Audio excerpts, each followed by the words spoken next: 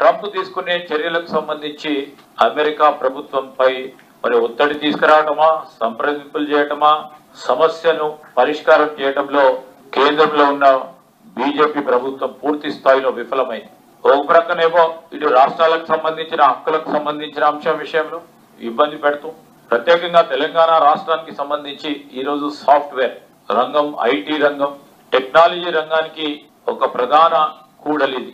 America తీసుకుంటున్న అనేక నిర్ణయాల వల్ల మాపై ఈరోజు తెలంగాణ ప్రభుత్వంపై, ఈరోజు ప్రత్యేకంగా దక్షిణ రాష్ట్రాలపై పడతా ఉన్న ప్రమాదం గురించి ఆలోచన తీరిక లేదా వారికి అని అడుగుతా ఉన్నాం.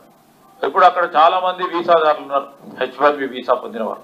వారికి సంబంధించి రేపు రాబోయే కాలంలో వారి ఎక్స్టెన్షన్, ఆ ఎక్స్టెన్షన్ కు సంబంధించి కానీ మన వీసా, మన దేశానికి, మన రాష్ట్రానికి సంబంధించిన వీసాదారులకు కానీ మినహాయింపులు పొందించడంలో ఎందుకు విఫలమైంది? ప్రధానమంత్రి గారు, అదేవిధంగా విదేశాంగ శాఖ మంత్రి గారు, ఇదో ప్రధానమైన సమస్య. దీన్ని వెంటనే మరి వారి దౌత్య సంబంధాల ద్వారా పరిష్కార మార్గాన్ని ఏర్పాటు చేసే కార్యక్రమం చేయాలి.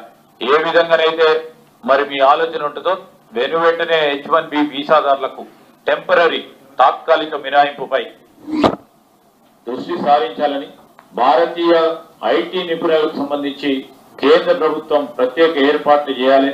చాలా మంది ఈరోజు మనము ప్రత్యేకంగా తెలంగాణ రాష్ట్రానికి సంబంధించిన అంశం వస్తే చాలా మంది కుటుంబాలు మనకు వచ్చే రెమిటెన్సెస్ పై ఆధారపడి ఉంటాయి. అక్కడ పిల్లలు ఉద్యోగాలు చేస్తూ ఉంటారు, ఫారెన్ రెమిటెన్సెస్ పంపిస్తూ ఉంటారు.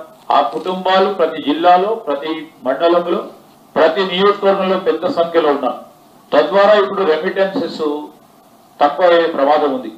మరి వారి విషయంలో ప్రత్యేక చొరవ చూపెట్టాలి.